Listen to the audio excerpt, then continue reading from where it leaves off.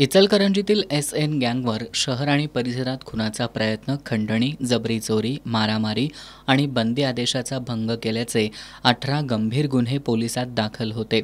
सलमान राजू नदाफ याच्यासह अविनाश विजय पडियार, अरसलान यासीन सय्यद, यश संदीप भिसे, रोहित शंकर आसाल आणि अनिकेत विजय पोवार यांचा समावेश असलेल्या या टोळीविरुद्ध अप्पर पोलीस अधीक्षक अण्णासाहेब जाधव आणि उपविभागीय पोलीस अधिकारी विक्रांत गायकवाड यांच्या मार्गदर्शनाखाली मोक्कांतर्गत कारवाईचा प्रस्ताव तयार करण्यात आला.